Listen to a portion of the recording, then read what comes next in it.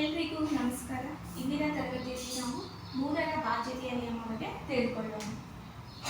ಇದನ್ನ ನಾವು ಯಾಕೆ ಕಲಿಬೇಕಪ್ಪ ಅಂದರೆ, ದೊಡ್ಡ ಸಂಖ್ಯೆ ಕೊಡ್ತಾರೆ, ಇದು 3ರಿಂದ ಭಾಗ ಆಗುತ್ತಾ ಅಂತ ಹೇಳ್ತಾರೆ. ನಾವು ಭಾಗ ಆಗುತ್ತಾ ಇಲ್ಲ ಅಂದರೆ ಇದೆಲ್ಲ ಟೆಸ್ಟ್ ಮಾಡಬೇಕು. 3ರಿಂದ ಭಾಗಾಕಾರ ಮಾಡಬೇಕು, ರಿಮೈಂಡರ್ 0 ಬರಬೇಕು, ರಿಮೈಂಡರ್ 0 ಬಂದಮೇಲೆ ಇದು 3ರಿಂದ ಭಾಗ ಆಗುತ್ತೆ ಅಂತ ಹೇಳಬೇಕು. ಇದೆಲ್ಲ ಪ್ರೊಸೀಜರ್ನ ನಾವು ಮಾಡಲಾರ್ದೇ ನೋಡಿದ ತಕ್ಷಣ ಒಂದು ಸಂಖ್ಯೆನ ನೋಡಿದ ತಕ್ಷಣನೇ ನಾವು 3ರಿಂದ ಭಾಗ ಆಗುತ್ತಾ ಇಲ್ಲ ಅಂತ ಹೇಳ್ಬೇಕಂದ್ರೆ ಈ ನಿಯಮವನ್ನ ತಿಳ್ಕೊಳ್ಬೇಕು. 3ರ ಬಾಧ್ಯತೆ ನಿಯಮ ಏನಂದ್ರೆ, ಸಂಖ್ಯೆಯಲ್ಲಿನ ಅಂಕಿಗಳ ಮೊತ್ತವು 3ರಿಂದ ಭಾಗವಾಗುತ್ತಿದ್ದರೆ ಆ ಇಡೀ ಸಂಖ್ಯೆ 3ರಿಂದ ಭಾಗ ಆಗುತ್ತೆ.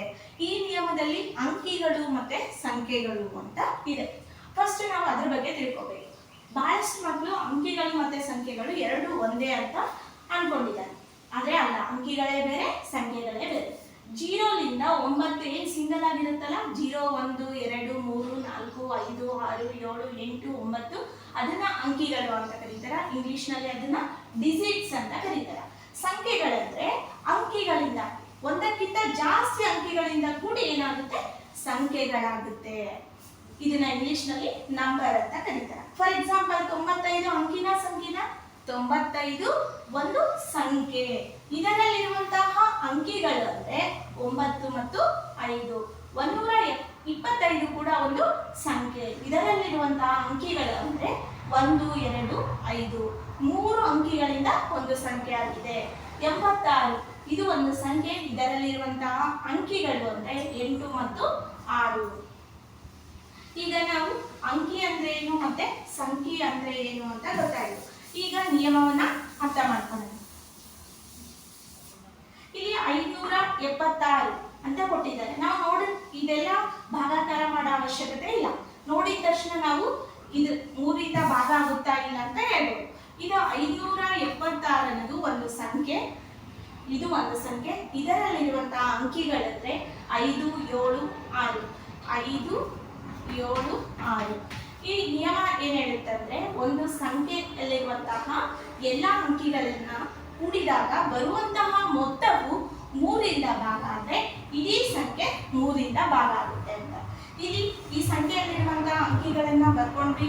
5 7 ಎಷ್ಟು, 12 12 6 18 18 3ರಿಂದ ಭಾಗ ಆಗುತ್ತಾ, 3 6 18. ಹಾಗಾಗಿ ಈ ಸಂಖ್ಯೆಯು ಕೂಡ 3ರಿಂದ ಭಾಗ ಆಗುತ್ತೆ. ಎರಡನೇ ಉದಾಹರಣೆ ಇದೆ, 9360 ಅಂತ.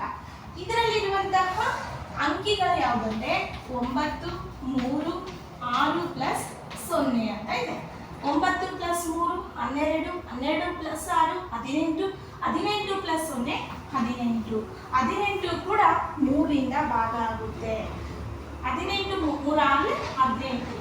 ಹಾಗಾಗಿ ಈ 9360 ಕೂಡ 3ರಿಂದ ಭಾಗ ಆಗುತ್ತೆ. ಮೂರನೇ ಉದಾಹರಣೆಯಲ್ಲಿ 2484 ಅಂತ ಇದೆ. ಇದರಲ್ಲಿರುವಂತಹ ಅಂಕಿಗಳಂದ್ರೆ 2 plus 4 plus 8 plus 4. 2 4 6 6 plus 8 14 14 plus 4 18. 3 6 18. ಇದು 3ರಿಂದ ಭಾಗ ಆಗುತ್ತೆ. ಹಾಗಾಗಿ 2484 ಕೂಡ 3ರಿಂದ ಭಾಗ ಆಗುತ್ತೆ. ಈ ನಿಯಮ ಇಷ್ಟೇ. ಯಾವುದೇ ಒಂದು ಸಂಖ್ಯೆ ಕೊಡಿ, ಅದರಲ್ಲಿರುವಂತಹ ಎಲ್ಲ ಅಂಕಿಗಳನ್ನ ಕೂಡಿಸ್ಬೇಕು. ಬಂದಂತಹ ಉತ್ತರ 3ರಿಂದ ಭಾಗ ಆದ್ರೆ ಇಡೀ ಸಂಖ್ಯೆ ಕೂಡ 3ರಿಂದ ಭಾಗ ಆಗುತ್ತೆ. ನನ್ನ ವಿಡಿಯೋ ಇಷ್ಟ ಆದರೆ ಲೈಕ್ ಮಾಡಿ, ಶೇರ್ ಮಾಡಿ, ಸಬ್ಸ್ಕ್ರೈಬ್ ಮಾಡಿ.